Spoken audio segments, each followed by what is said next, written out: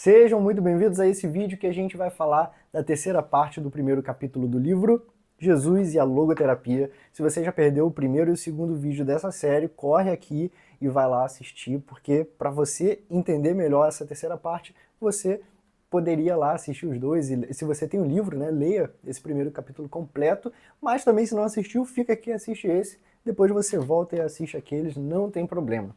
Bom, vamos começar a nossa leitura. Essa é a última parte, como eu falei, desse primeiro capítulo. E o autor vai falar sobre a terceira tentação que Jesus sofre.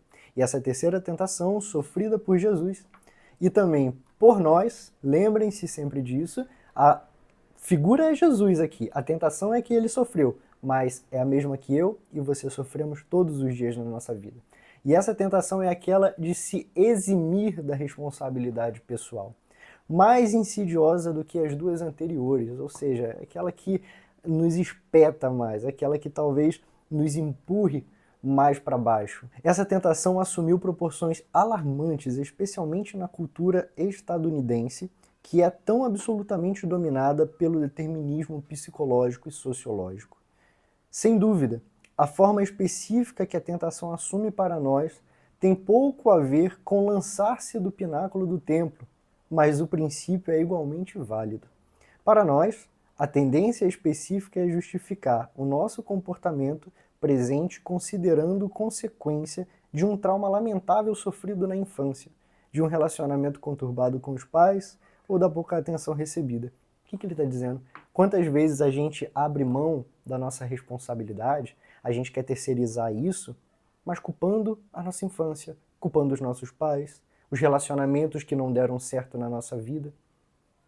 Eu não sei, por exemplo, eu não arrumo a minha cama, eu não limpo a minha casa porque meus pais não me ensinaram, nunca me cobraram isso. Beleza, então toma vergonha na cara, você já é grandinho e vai fazer sem ter aprendido com eles, aprende no YouTube. Você não está aqui me assistindo no YouTube? Aqui muita gente ensina muita coisa, inclusive arrumar cama. Dá uma pesquisada aí.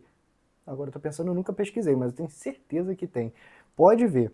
Então a gente dá muita desculpa. A gente quer culpar todo mundo pela nossa falta de responsabilidade, quando na verdade a gente só quer abrir mão da nossa própria responsabilidade. Culpar os outros, colocar sobre os outros aquilo que não temos coragem de fazer ou mudar em nós. A psicologia profunda nos ajudou a perceber que só podemos compreender o presente em termos do passado. O que agora precisamos, no entanto, é dar-nos conta de que o futuro não depende do passado, mas é moldado por nossa decisão consciente no agora. A advertência de Kierkegaard, um filósofo dinamarquês, é oportuna. Abre aspas, Kierkegaard diz: a vida deve ser vivida para frente, mas só podemos compreendê-la olhando para trás. Fecha aspas. Gordon Allport escreve de forma persuasiva a respeito do esforço intencional que impulsiona a pessoa na direção dos seus objetivos escolhidos de modo mais eficiente do que outras influências que pressionam o passado. O modo como uma pessoa age autonomamente no presente diz mais sobre o futuro do que os insídios originais das tendências comportamentais. Perfeito. Quando o Kierkegaard fala a vida ela tem que ser vivida sempre olhando para frente, ainda que para ser compreendida a gente precise olhar para trás. Você é fruto, sim, do seu passado. Você hoje, o que te compõe, são todas as relações que te acompanharam até hoje. Isso é você.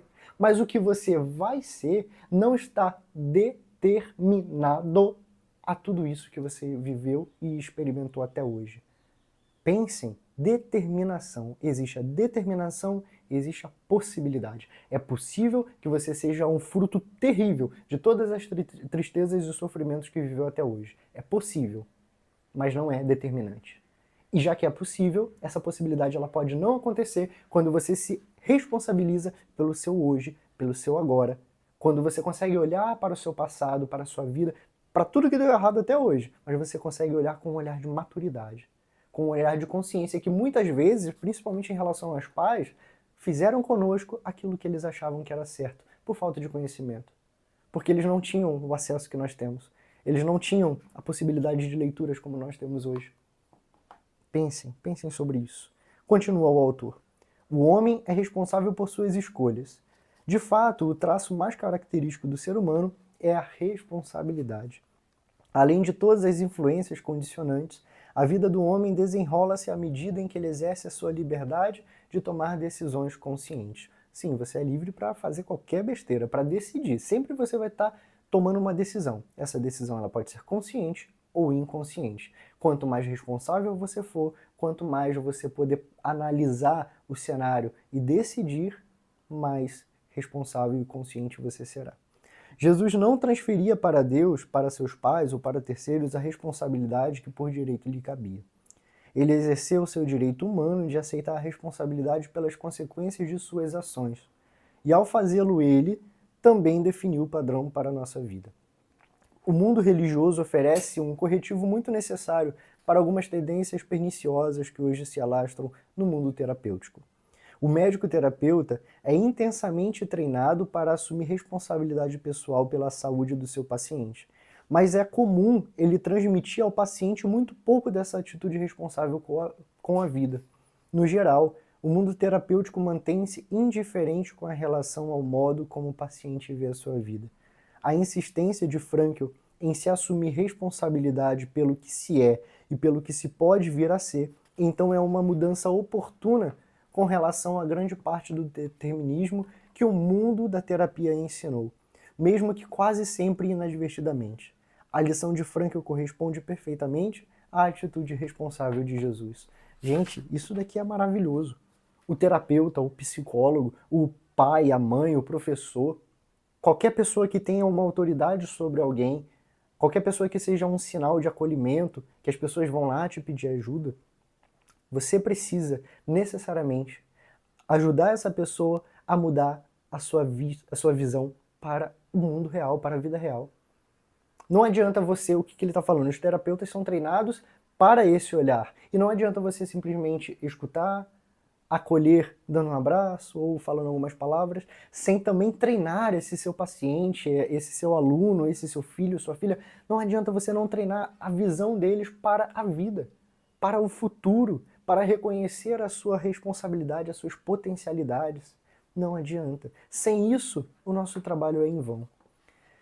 É necessário, então, que uma psicologia das profundezas seja suplementada com uma psicologia das alturas, que não desconsidere as dimensões abismais e escuras do ser do homem, mas que também reconheça as altitudes que ele pode alcançar. Ele está dizendo, é necessário uma psicologia que entenda que o ser humano ele é muito mais do que corpo. Lembra da necessidade do corpo, a busca do prazer? Ele é muito mais do que uma simples busca de poder. Ele precisa e pode buscar algo maior, fora dele. Seja alguém, seja alguma coisa a se realizar, algo a construir, a empreender. E esse ser humano deve ser direcionado a algo maior do que ele mesmo. Sem por um momento sequer reduzir a importância do esforço de Freud de trazer à tona as forças demoníacas que se ocultam no inconsciente, eu gostaria de dizer, ecoando Frankl, que existe também um inconsciente espiritual e que o homem só encontra sua orientação básica para a vida à medida em que se entende com essas duas dimensões. Ele não nega o inconsciente, de fato, aquele que Freud mostrou pra gente, mas ele está dizendo, o autor, assim como Frankl afirmou, que existe um outro lado do inconsciente, da inconsciência. E essa inconsciência é uma inconsciência superior, espiritual.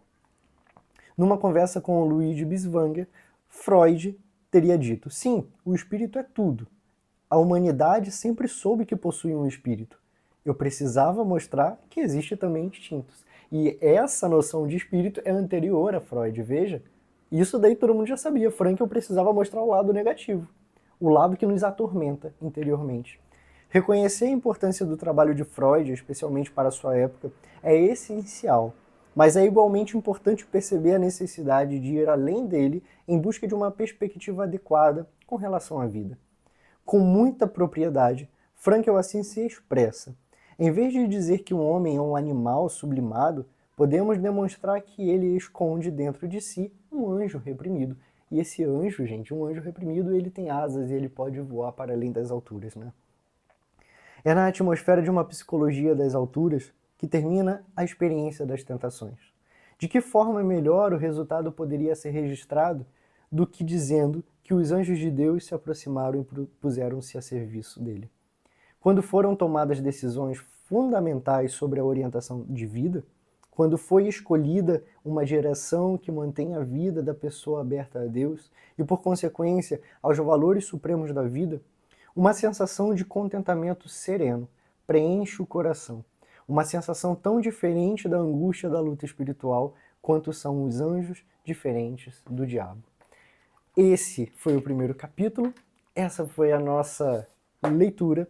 Eu quero que você me conte aqui nos comentários se você gostou desses 3 vídeos, e se você está assistindo só esse, me conta aqui se você gostou, se foi bom para você, porque meu objetivo aqui é exclusivamente alcançar você, a sua vida, com um bom conteúdo. Aqui você vai encontrar desde questões espirituais, da psicologia, da filosofia, da criação de conteúdo, enfim, da produção de conteúdo, você vai encontrar tudo isso aqui. Mas, acima de tudo, a minha busca é que eu seja melhor a cada dia mais. E aqui no YouTube, nas minhas redes sociais em geral, eu quero estender isso para a sua vida. Quero que você seja melhor.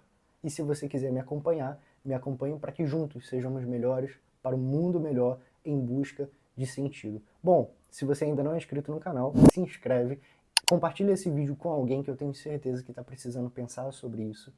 As pessoas, elas têm a necessidade de saber que elas podem mais. Elas podem mais do que elas são e fazem hoje, que não estão determinadas pelo seu passado, pela sua história, e que tudo pode ser transformado à medida em que nós transformamos o nosso olhar, certo? O nosso olhar sobre nós, sobre os outros, sobre a vida. Muito obrigado e até o próximo vídeo.